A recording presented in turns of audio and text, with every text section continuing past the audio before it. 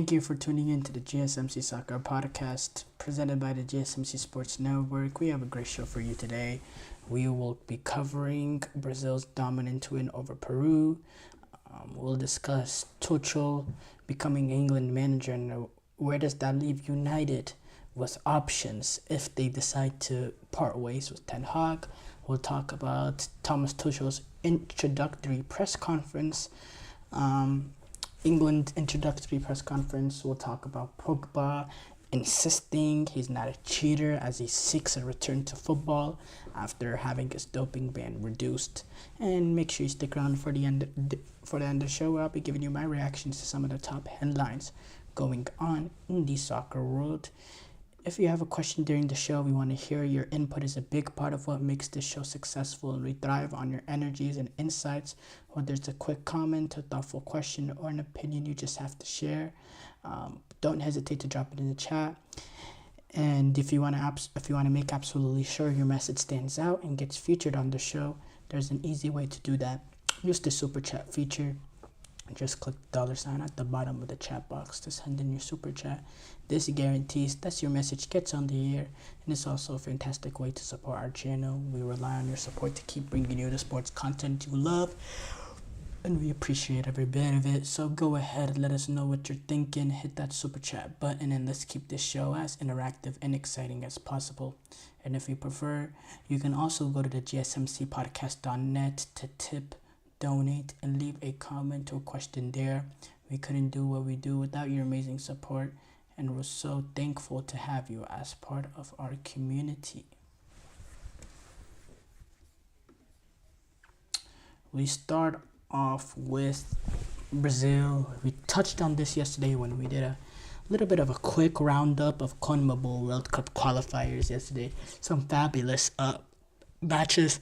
Argentina, Messi, 5-goal contribution, 6-0 win over Bolivia. Paraguay, big win over Venezuela. Uruguay continue to drop points yet again as they drew with Ecuador. Colombia bounced back with a good win over Chile. And is there a game I'm missing?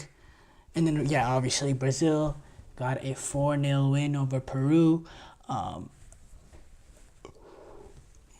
Rafinha got on the score sheet, scored 2, took advantage of 2 penalties.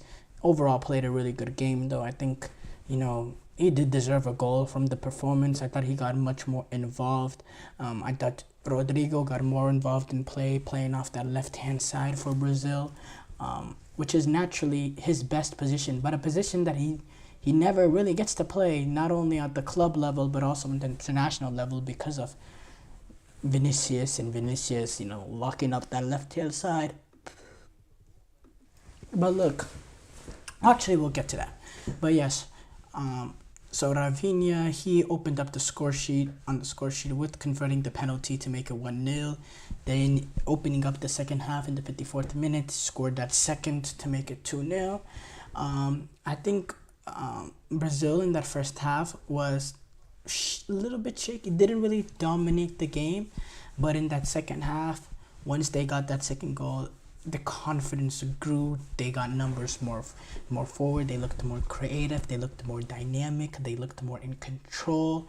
They really looked like a high-flying side in that second half. We got individual performances that we have not seen from players like Igor Jesus, Rafinha, Rodrigo, Andres Pereira scoring a wonderful goal as well. Luis Enrique making an impact. That's what we want to see. We want to see the individuals for Brazil show the quality that they have, because at the end of the day, this is a weaker Brazilian national team in terms of the talent pool, especially in that midfield area. But there's still quality, and they should still be much better than the Perus, the Chiles, and Brazil, it was a long way from perfect, but it was a good way to get on the right track with Neymar coming back potentially for next month when they take on Uruguay and Colombia, 2 teams that are sitting above them right now in the standings. It's a good opportunity now for Brazil to use this momentum, because they did get 6 points from 6 and carry this forward. I thought, I thought some Brazil players in this game put themselves in a good. I thought Savio played a really good game. Rafinha, he was not as dominant in that Chile game as what we've seen from him in Barcelona. But in this game, I thought he looked really favorable. Igor Jesus, I thought he looked lively. Luis Enrique, he made an impact off the bench. I thought Rodrigo played a solid game as well. I thought he got more involved as the game went on, as the confidence grew from the team. And I'm very, I'm happy with the second half performance. I do have to say the first half was a little bit of a dud, and the crowd, it wasn't really as electrified as I expected this to be, with this being a really important game for Brazil in this World Cup qualifying campaign. But in that second half, I thought the crowd grew into the game. I thought Brazil took advantage of the energy. And yeah, Brazil, dominated a team that they're supposed to dominate. And we should have seen that against Chile as well. Even going away, this is a Chile team that's sitting bottom of the CONMEBOL World Cup qualifiers. And I was really, really, really disappointed with the performance. But at the end of the day, they ended up managing to get the result with the winning goal from Igor Jesus. Igor Jesus scored the equalizer. It was Luis Enrique that got the winning goal. They were able to get the winning goal in a game that they were pretty lackluster in. And then they took advantage of this. So at the end of the day, not the most dominant of two games, but 6 points from 6 is always a successful window. Especially when you look at the vulnerable position that Brazil found themselves in entering these games, they needed these 6 points. They needed something to allow them to catapult themselves going forward with some momentum, with some spirit, and to increase the chances that they have of building this dominant team that they want to build ahead of the World Cup, so they can go for that trophy. Because always the expectation, if you're for the Brazilian national team, the expectation of any competition you're in is to win it. There's no, we just need to, we just need to excite the fans, play good football. No, always the expectation is not, and in fact, sometimes as a Brazilian national team, when it comes to the Brazilian national team, sometimes winning the trophy is not even enough. You have to win the trophy in a convincing way, in an attractive style of football. Sometimes even winning it is not even enough. You have to win it with a dominance and an attractive style of play, which is almost not just as important as winning it, but has a massive importance. Because there's Brazilians that watch a dull game, that see them get a result, and if it's in a dull game, if it's a dull final, they say that's unacceptable. This is not the Brazil that we should accept. That's the high standards that comes from putting on that badge, representing the Selecao. So I definitely think this game can be something that builds momentum going forward. When you look at the fact that that second half, there's a lot of things, a lot of positive aspects of it. Getting 6 points from 6 in this window, potentially getting the likes of Neymar back. You will be getting the likes of Vinicius back as well. I think that will allow them to have a turnaround. I think Dorval Jr. is getting more and more in the cusp of this team as well. I thought he needed just a little bit more time after this poor Copa America that they had in the summer, and he's gotten that time now. Now all the pressure is on. The expectation is heavy. Next international window, there needs to be massive improvement. They need to go and they need to compete, not just compete with Colombia and Uruguay. They need to beat Colombia and Uruguay, because that is the expectation if you are the Brazilian national team. Now, something I do want to say, I think, if you see the continuous performances of Savio, of Igor Jesus, of Luis Enrique, if Rafinha can show us the form that he showed from Barcelona and he continues it here, if you can see Rodrigo, I believe Rodrigo playing on the left-hand side today, this is almost an audition for him because this is not Real Madrid. If this was Real Madrid, Rodrigo almost has no chance of playing on the left-hand side because Vinicius, he just plays absolutely amazing football for Real Madrid. But Brazil Vinicius is two different players. I think these players have an opportunity right now, and Vinicius, I don't think Vinicius has done enough in the Brazil kit that his spot in the starting 11 or on that left-hand side in his strong position should be something that's locked up for him. Because he's not good enough. He has not been at the level of a Brazilian national team player, of a Brazilian national team talisman when he puts on that jersey. So I do think these other players should have an opportunity to win that role. And if Rodrigo, if he plays his best football for Brazil on the left-hand side, and he's shown to be more effective on the left-hand side than Vinicius, what are we waiting? Why are we? Why are they gift wrapping Vinicius that left hand side when he has not? When he has not earned the right to be considered a lock at that position. I really think Vinicius' position in this national team should be something that should be up for grabs because he has not done enough with his appearances for the national team, with the goal contributions he's got in the national team. It has not been at a high enough level for him to be locked into that left-hand side. So I definitely think that is a conversation that not we, because I'm not involved, I'm just a fan, but the Brazilian national team with Dorval Jr. And the coaching staff need to discuss, because I definitely think Vinicius is shouldn't be some lockdown starting 11, playing on the left-hand side, 100% no matter what type of deal, because the performances at Real Madrid he could do that because he's that's important, that's necessary at Real Madrid because of how dominant he is at Real Madrid, but he is not that same player at Brazil. That's just the flat out truth. Show break here coming up. When we come back, we will discuss United and their options if they do sack Ten Hag, with Tuchel becoming the England manager. I feel like I'm losing my mind. Is everybody in the world blind? Please, Lord, give me a sign, a sign. I feel like I'm losing my mind. Is everybody in the world blind? Please, Lord, give me a sign, a sign.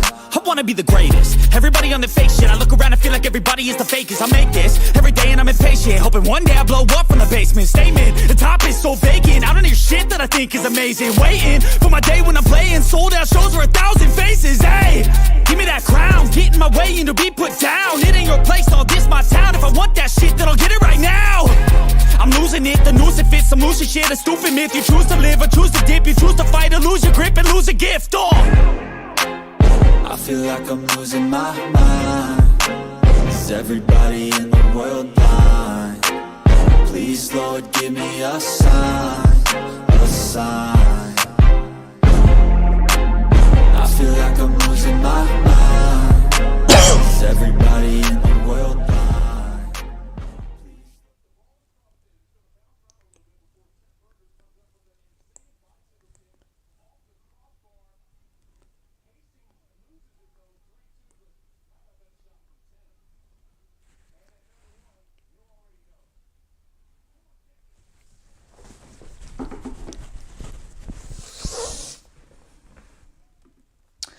Before the break, we discussed Brazil's dominant win over Peru. We move on. Now, Thomas Tuchel, he has agreed to become the England manager. We know that by now. In the next segment, I'll discuss a little bit about his opening press conferences and my biggest takeaway from that. But an implication that we have of this, of Thomas Tuchel going to England, is that one of the top candidates for United, if they were to sack Ten Hag, is gone now. And I'm looking at the list of potential replacements now, it is looking really, really unlikely. Like, it's looking really, really bad, honestly. If you're looking at the other options, there's no options that are at the level of what we once thought of a United job, should attract, With Tuchel now becoming England manager, the top options now is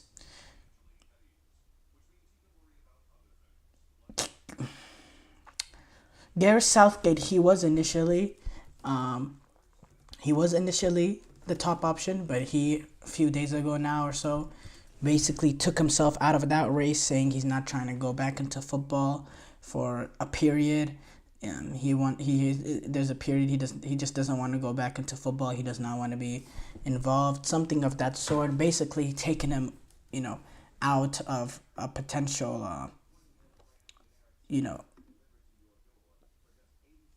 opportunity to become the United manager. And, and either way, that would have been that would have been a match made in disastrous. Southgate is not at the level of a Premier League job, let alone the job of Manchester United. And you're looking at the list, though. You have, let's get rid of the dreams. I see one website, one odd maker has Zinedine Zidane at the top. Zinedine Zidane, there's been a lot of brilliant opportunities out there that he has not even considered. Why in the hell would he want to go to Manchester United? Like, in this dysfunctional of a team,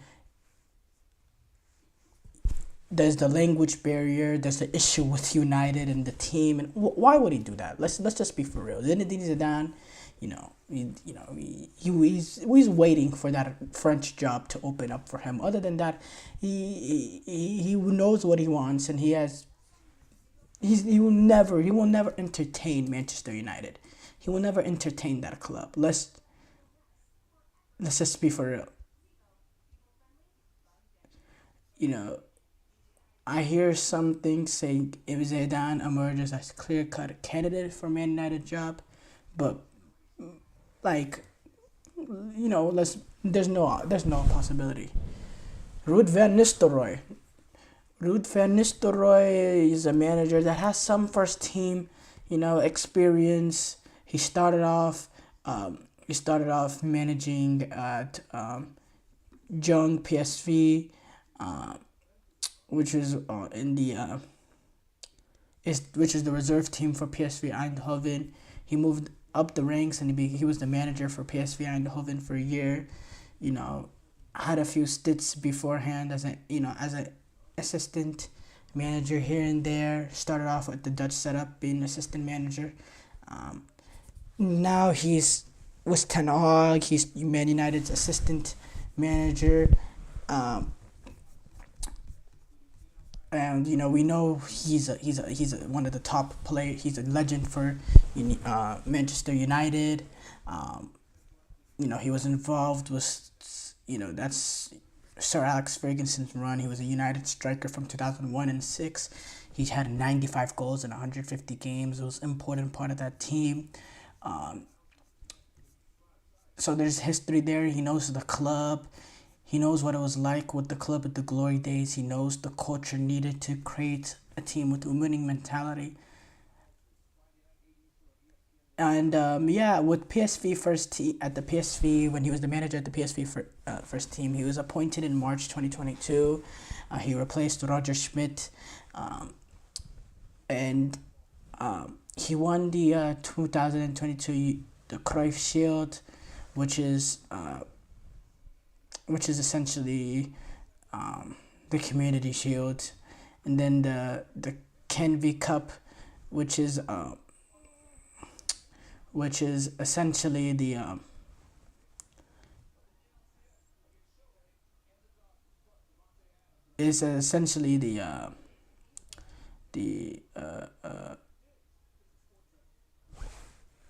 a Super Cup kind of tournament.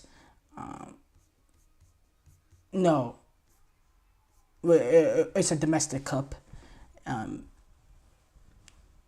then with one match remaining of that season, he resigns, citing basically a lack of support And then a little bit later on, a year later or so, joined United on a 2-year tour to work alongside Erik Ten Hag.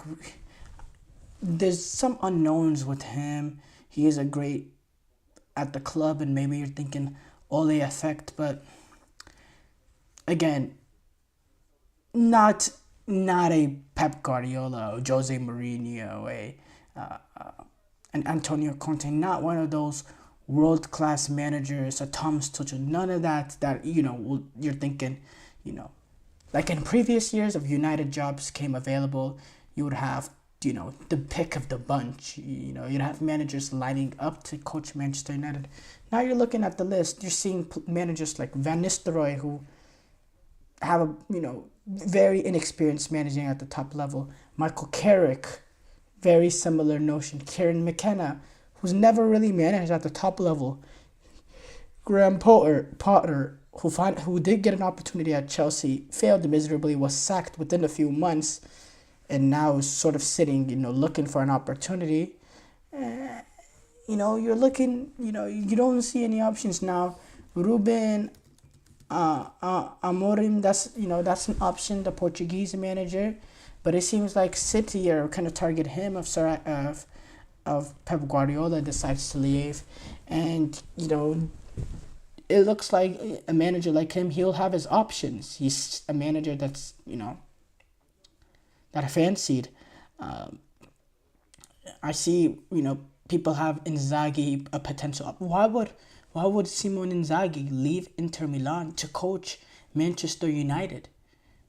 Why would he do that to himself? Inter Milan is a club that's going to battle for domestic Serie A, that have chances to make runs in the Champions League. You're going for a United team. Why would you leave that to go to a United team that's struggling to even qualify for Europe? The list that United could realistically make as potential suitors is a joke of a list of considering the quality of managers that Manchester United would have in the past, waiting for lining up to be their manager. And I think that's a very, very concerning sign, because these managers that you see in the list, if I could come up with the word of it, I couldn't say it on here.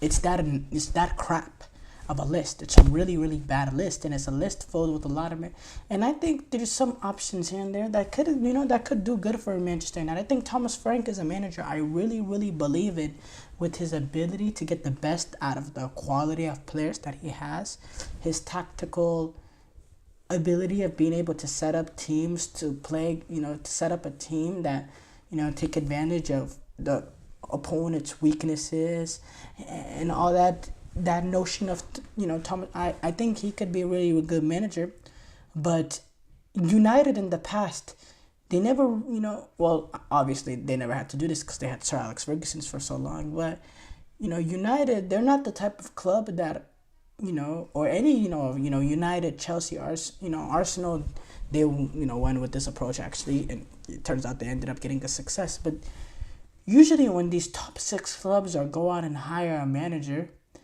they're usually hiring a manager that's had experience, has a high quality experience in top leagues. Don't think United have those options right now, and I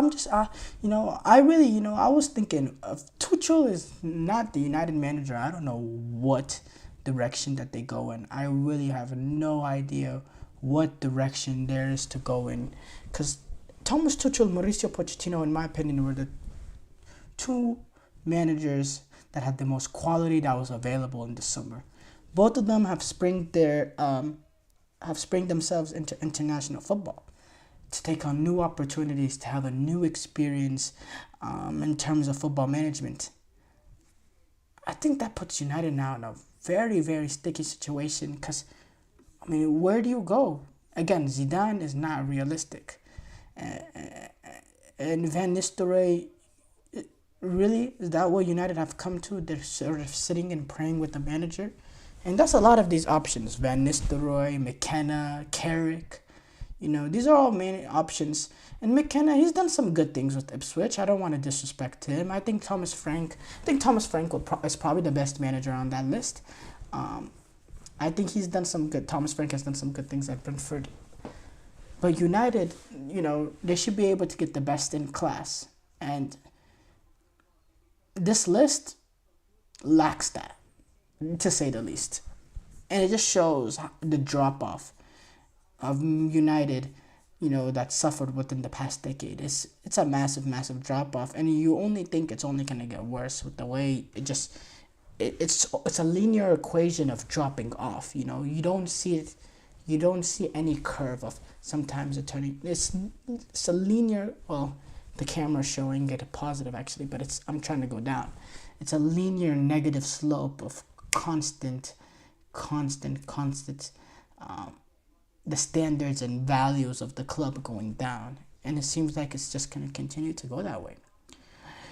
Short break here coming up. When we come back, we will discuss Thomas Tuchel's England's introductory press conference. Looking for your daily fix of sports talk without having to pay for it? GSMC Sports Network is available on YouTube. Just search GSMC Sports Network. Get your fix of daily sports talk shows on YouTube, absolutely free. NFL, college football, NBA, MLB, MMA, UFC, fantasy football, and so much more.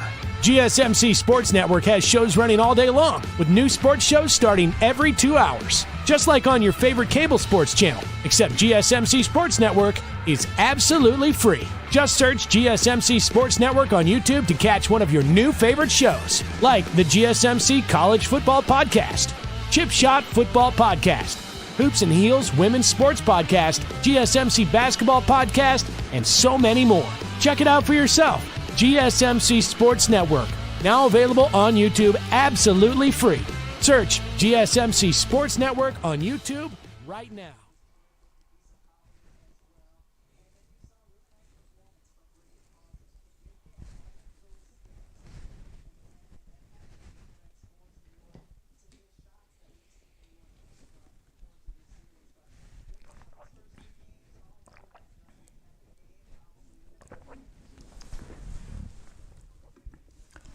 Before the break, we discussed Manchester United's options if they were to sack Ten Hag. We move on to discuss Thomas Tuchel's. Every time I say Thomas Tuchel's name wrong, I always say Thomas Tuchel. It's Thomas Tuchel. But yes, Thomas Tuchel. He did his opening press conference for England, and there was a little bit of a little, what's the word? Little quotes here and there that we could analyze. It was interesting to hear, his insights on how he came up with the decision, his belief, and what he wants to build with England. And the expectations and all that. He seems like, just watching the press conference, he seems excited for this opportunity. I think he understands that he is gonna come from under immense pressure. But I think he's a manager that's excited for this opportunity, that's excitement for the element of doing something new. I think he's excited to be back in England, number one. He's talked about in the past how he enjoyed, English football when he was at Bayern.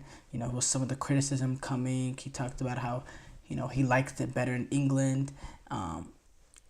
There was, he said, "I'm very excited and honored to be here as, new head coach of England." He also answered questions on fans preferring an English coach, saying, "I'm sorry, I just have a German passport. I love to live here. Hopefully I can convince them and give everything to the role."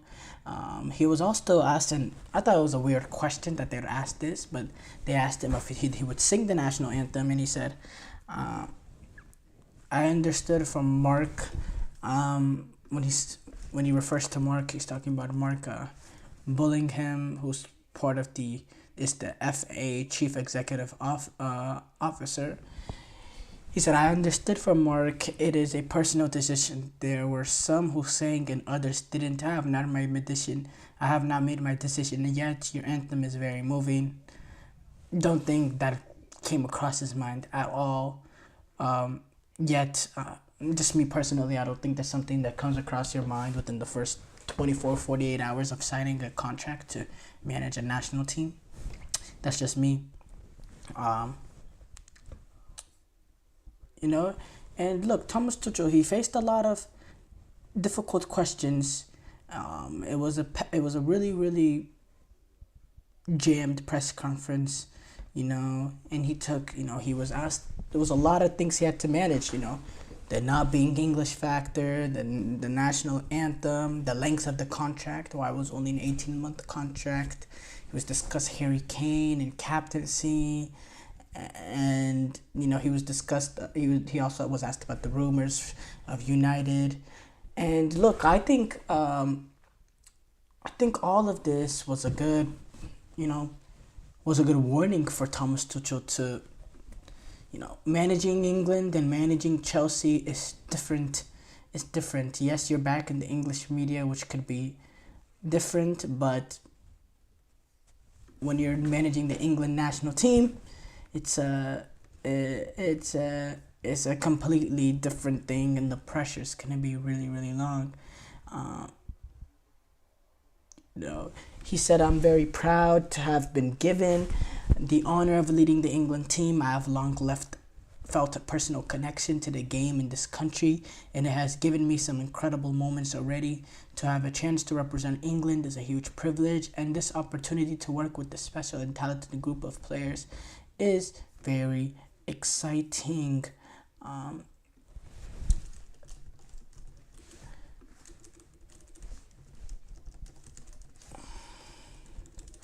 When he was asked about Harry Kane,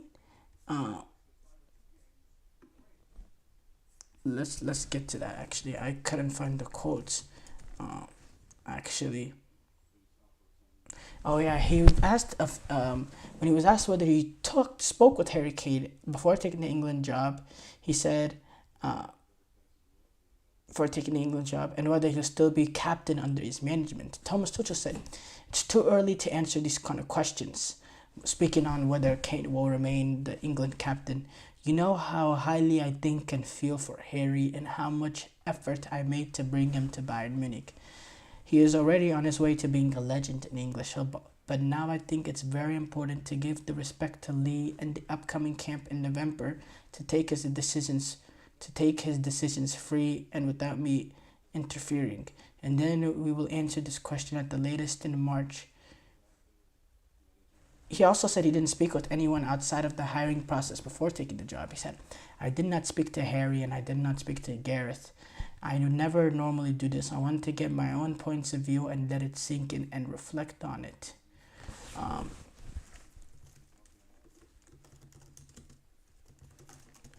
So, there's a lot of different tidbits there. He's also, it's going to be a delayed start. He's not going to start in November. Lee Carsley will still be the interim manager, and Thomas Tuchel will get this long break, and he'll start his reign in March, which I don't have huge issues with. Huge issues with that aspect of it. With Lee Carsley managing one more international window, because this next international window is going to come like that, and Tuchel, he's really going to only have 2 weeks and 2-3 weeks to already make a squad. I don't think that's really enough time to properly evaluate the whole squad. I think him being an observer, being around, overseeing everything, maybe being involved with Lee Carsley, trying to work out what players are getting called up, maybe there's specific players that Tuchel wants to see. I think that's a good aspect of it. Obviously, I think this is a good fit. I think Thomas Tuchel is a great manager. I said this yesterday. Thomas Tuchel is a manager that, yes, he's a very, very good cup manager,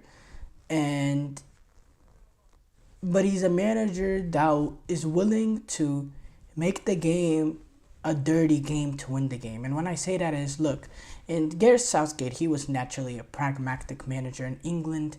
they became very hard and pragmatic to watch under him. Well, Thomas Tuchel, especially, with that Chelsea team that won the Champions League, it's not the most forward-thinking team. But the thing with Chelsea is that, or the thing with Thomas Tuchel's team is, yes, they, they'll be very, very compact when they don't have the ball. The holding midfielders, the double pivots, they'll cover up holes in between the center halves and fullbacks, and they'll be really tight and really compact. But once they get the ball, they're able to expand and create opportunities still and still look like a proper team. Like they're able to play out of certain areas where the pressure is on them. Problem with England under Gareth Southgate is many times they've been sucked back, and once they gain the ball back, they don't know how to get out of that initial pressure, and it's a never-ending cycle until eventually they concede. I think the thing with Tuchel is he has more tactical flexibility that, they'll be able to defend really, really well and in certain moments be compact when they need to, but they'll be able to counter off of that and still be able to create opportunities despite not having a dominant amount of possession and not putting a crazy number of players forward and playing the game way up the field. I do think I discussed, I said this yesterday. Again, look, 25 years of now, if England win the 2026 World Cup, they're not going to take fans are not going to, not acknowledge the trophy because the manager was not English. Like, let's be for real. You want to get the best manager in class. I saw some of the, comments coming from Jamie Carragher and Gary Neville afterwards, saying they're shocked and it's utterly this. I'm like, do you want and the Gary Neville one is completely contradictory. Like, he starts off with a statement saying Thomas Tuchel, they got a brilliant manager, a really, really good manager, but he's not English. It's against the spirit of St. George's or whatever nonsense he would say. Like, you want to be in a pot of mediocrity with the England national team for the rest of your lifetime? Do you want to see the England national team win a trophy in your lifetime? If you do, you need to check your pride at the door. The English managers at this day and age, they are not good enough to lead England to the promised land. The English fans, the English pundits, they need to come to that realization. Their managers are not good enough. The England women team, they got a foreign manager. They won trophies. They've won a trophy now. The England cricket team, the England rugby team, they've had foreign managers, and it's allowed them to do really, really well. So, it's something that it's a non-starter for me, honestly. I really think that reasoning I shouldn't even be a reasoning, in my opinion. This whole notion that foreign managers can manage other international teams. Why? Why not? Why can't a foreign manager manage another national team? It's not the same. Don't compare managers to players. It's two different things. It's completely two different things. In terms of within the spirit of football, obviously, you have to be from the country to play for the country. Yeah, that's one thing. But to manage the country, to be the overseer, for me, that's two different things. Two different things. Show break here coming up. When we come back, we will do a full reaction to Pogba doing a showing himself in not showing himself, but making some public comments for the first time in a long time, getting interviewed since that doping ban, and he has some interesting things to say. So yeah, show break coming up.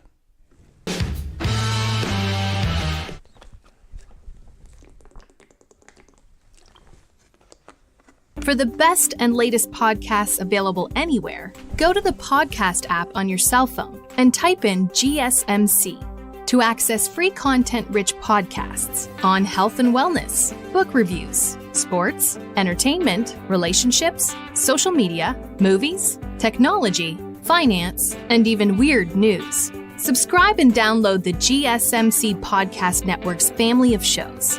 Available everywhere podcasts are found.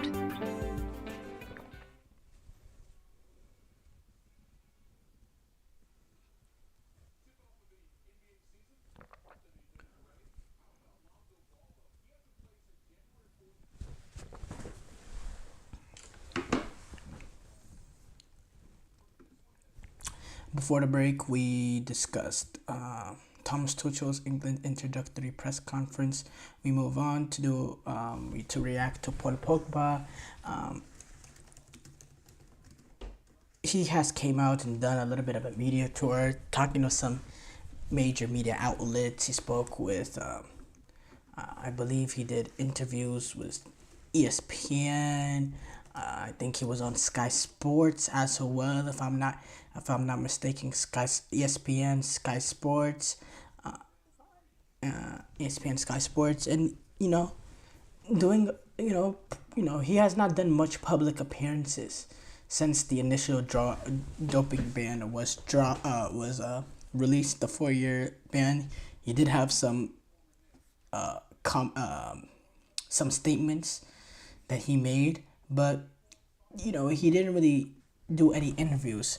But now, with the doping ban being reduced from 4 years to 18 months earlier this month, when the Court of Arbitration for Sport accepted that his ingestion of the banned substance was not intentional, look, speaking of, by the way, the thing being not intentional, obviously what you put in your body, you have to know what it is, you have to be able to control it, all that. But if they're able to come up with that, it was, what he did was not intentional. If there was enough evidence and they firmly believe that it was not intentional, then I still think, the fact that it took this long to come to that conclusion is issue number one. Number two, still think 18 months is a little bit too long. If it's really not intentional, because at the end of the day, I really doubt the fact that Paul Pogba would be stupid enough to ingest something, to take something that he knows could potentially literally end his career. Because let's be honest, he spoke about it a little throughout these interviews. That 4-year ban, that essentially would have ended his career. But yeah, at the end of the day, though, you have to control what you take. You have to control what you're eating, control any drug that you might be taking, and but it was able to get reduced. So he will be I think he's supposed to come a little bit, within March of 2025, something of that sort. He was suspended by Italy's National Anti-Doping Tribunal, NADO, in February. With the drug test, they found an elevated level of testosterone, which is a hormone that increases endurance in the system. Pogba, when he was speaking with, I believe this was when he was speaking with Sky Sports, he said, "This is not me. I am not a cheater. I'm someone that loves my sport. I love the game, and I would never ever cheat. I like to win fairly. I'm a bad loser, but I'm not a cheater. I take some responsibility because I took the supplement. I didn't triple check. Let's say it like that. Even if it comes from a professional, if I have to be punished, I'm fine with it. But it should never be 4 years. And honestly, if it's accidental, in my opinion, it should never be 18 months.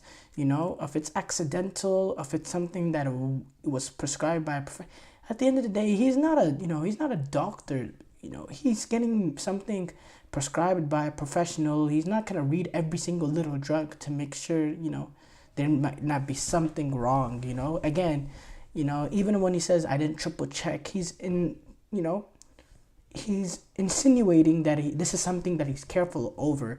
If it's something that, he's is careful over not taking something, something illegal in the footballing world. But now Pogba, but I'm just happy that Pogba, because this is obviously, this is a very, very, very difficult thing to go through mentally, being, taken away from what you do, how you feed your family, how, he was a brilliant, or he still might be. We don't know yet. We haven't seen him play for a long time, but he is a brilliant footballer and one of the best midfielders in the world. That's, had a little bit of issues in here keeping that consistent level within the club form. But every time he puts on that jersey for the national team, he's a brilliant world-class player because he's a world-class talent. But and then when you're in the process of that, and first there was a little few injuries here and there when he returned to Juventus, and then you get this ban for 4 years, not knowing. You're thinking, oh my goodness, I'm not going to be back playing football till I'm 34 to 35 years old. Will I, he said, will clubs even want me? I'm thinking this, I'm trying to count down, I'm thinking age, all that. It's just a deep mental funk you can go through. And, when you're in that period, and it's something that would have essentially ended his career. But then, with the Court of Arbitration, they've, came down and cracked it down to 18 months, which is still a very, very long time. And it's still a difficult comeback to make because, it's looking likely that he's probably not going to be a Juventus player whenever he makes the return. He's currently right now as a Juventus player, but it seems like Pogba wants to stay. Apparently, I'm seeing reports that... he says that he'd be willing to give up money to play at Juventus. There was a high important journalist. I said a little bit of his name. I think you know who I'm talking about. Reported that Pogba and Juventus, they're trying to agree to terminate the contract. But the 31-year-old, he's weighing all his options before making any decisions. When he was asked where Pogba wants to play, he said, for sure Juventus. I want to start training with my teammates, and I'm willing to take a salary cut to stay at Juventus. I feel like if Pogba could really get, if he could get back to what he was, before this ban, he could be a valuable asset for Juventus. But Juventus, they seem like they're going in a little bit of a new direction now, being managed with by Thiago Motta, doing a little bit of an overhaul. Maybe they want to, maybe they're just saying, okay, this Pogba thing, this experience is over. Let's just move on from this experience. Let's get all the money out, because we need to start, building something for the future. And they just want to do a little bit of a recycle. But I do think, Pogba could give Juventus, that world-class player that they don't have right now. Juventus lack those, lack that real star quality in the team. I think Paul Pogba, the quality will always be there. The talent will always be there. It's just, can he get the fitness levels back? Can he get the consistency back? But the technique doesn't go away. His ability to play in tight spaces, his ability to hit any, to make any pass in the pitch, long range, medium range, short range, left foot, right foot, play a ball, diagonal ball, line breaking ball, that quality will not go away. His flexibility to play in multiple positions will not go away. It's just the consistency. Will he be that consistent player that he was before? That's the big thing to that, and if I'm Juventus at the end of the day, before making any decision, I'd like to, because they don't get to see him at training during this period. They don't really get an opportunity to see him at training. If I'm Juventus, I'm trying to hold off. I'm giving him, the rest of this season. Let him come back in March. Let's get to see him in training. And then before you make any decision, get a chance to see him. Because, Juventus have not seen him play since 2022. Because once you get suspended for this, you're not allowed to go to the facility and train with the team. You're isolated. You're training alone, which is also another, when I said this is something that's a mentally tough thing for Pogba to go with. Having to train alone, be away from his teammates, being isolated, not having that coaching staff, not having the support of your teammates to help you going through this difficult time. It's a thing that requires a lot of mental toughness, and if he's able to battle off out of this, I salute him, because that's a very, very difficult journey that he's been on. And we'll see. Look, I hope that Pogba, can get back to playing football, because I miss him, and he has some quality. He's a really, really good player, and a lot of people have forgotten that because we just haven't seen him play in a really, really long time.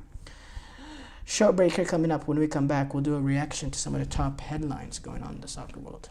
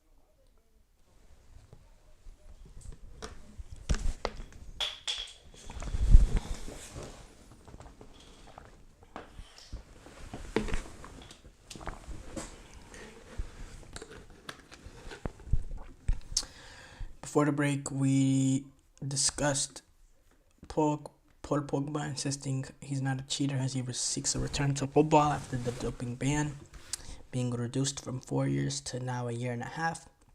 We move on to react to some of the top soccer headlines, and we have to start off with the U.S. men's national team opponent in the next international break for their Nations League quarterfinals has been revealed, and they'll be taking the likes of Jamaica on, which probably is the most difficult team that they could face in the quarterfinals. The other options was Suriname. Who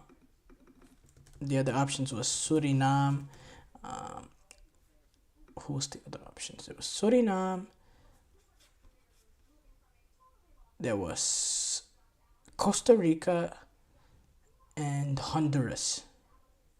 Yeah. Suriname, Costa Rica, Honduras. Or I believe that's the other three options. And or Panama. But the US draw Jamaica. Obviously Jamaica is a team now being managed by Steve McLaren. So there's an unknown element to them. With what Steve McLaren is trying to create at Juventus, at Jamaica. This is a Jamaican team that has quality all over the pitch, has some players with some technique, has a good combination of athleticism and technique.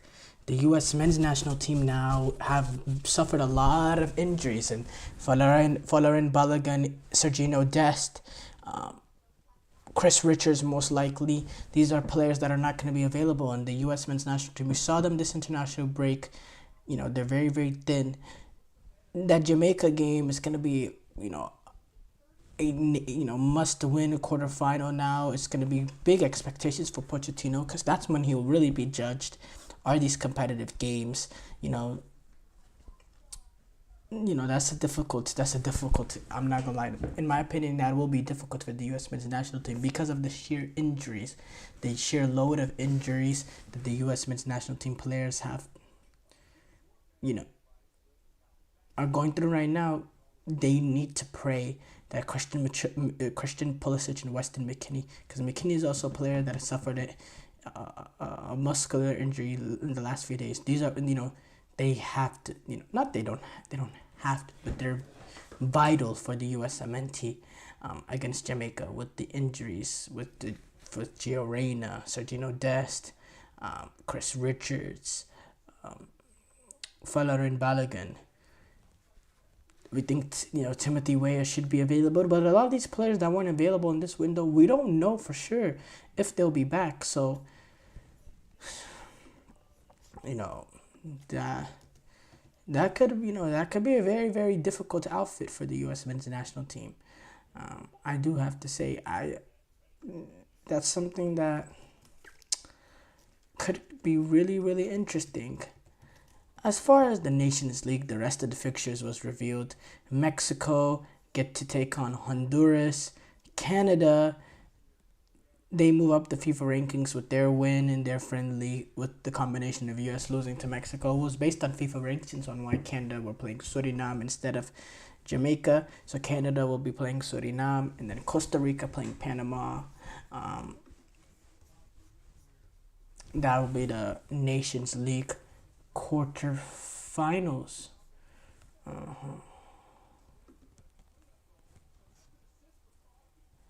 Chelsea have reportedly blocked Liverpool scouts from attending academy games at Cobham. According to some major sources, Chelsea have turned down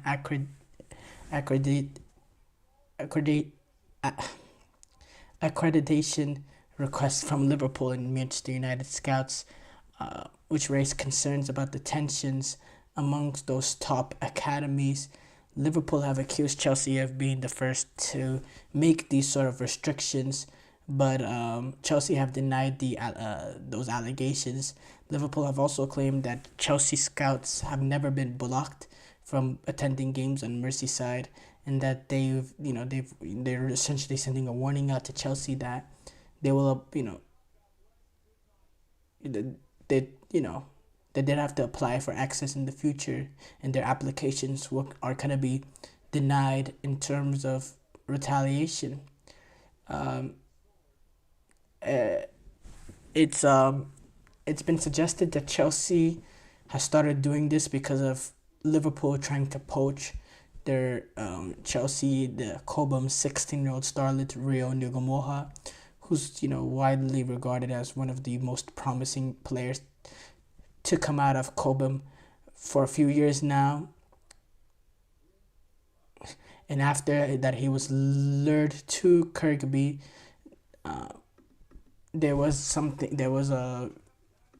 Chelsea were very, very frustrated from that.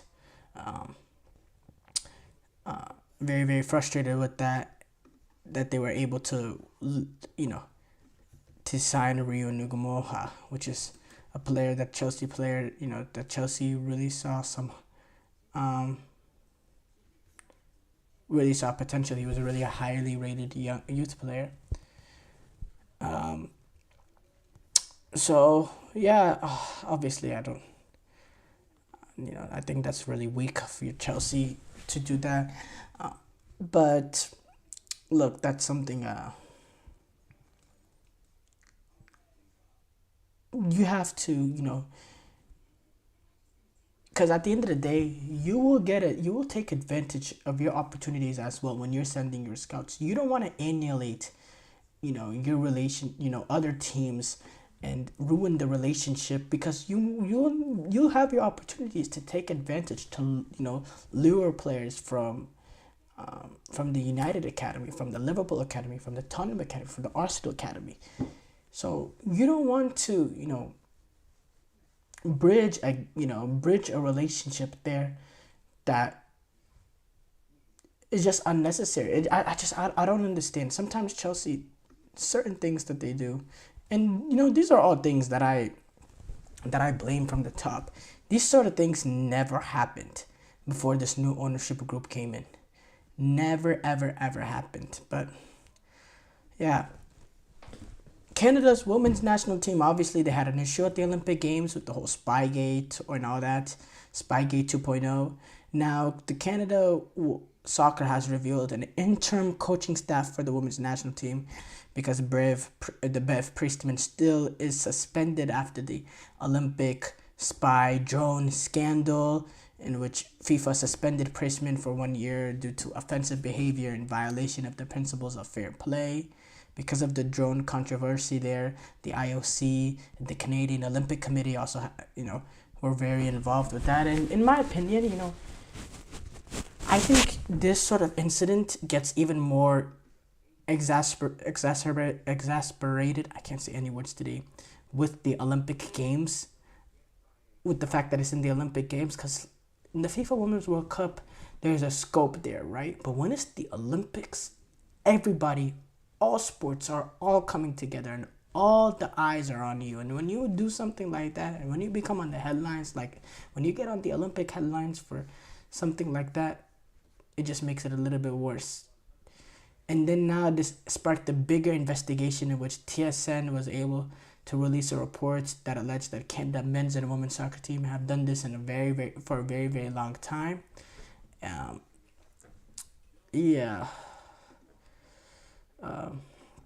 There's a lot to unpack there. We just don't have time to do that here, though. Short break. Thank you guys for tuning into the GSMC Soccer Podcast, brought to you by the GSMC Sports Network. Your support means a lot to us, so please remember to subscribe to the show and leave a positive review. It really does make a difference. We also invite you to follow us on Facebook, Twitter, TikTok, and Instagram for more content and updates. So thank you once again, and have a wonderful, wonderful day.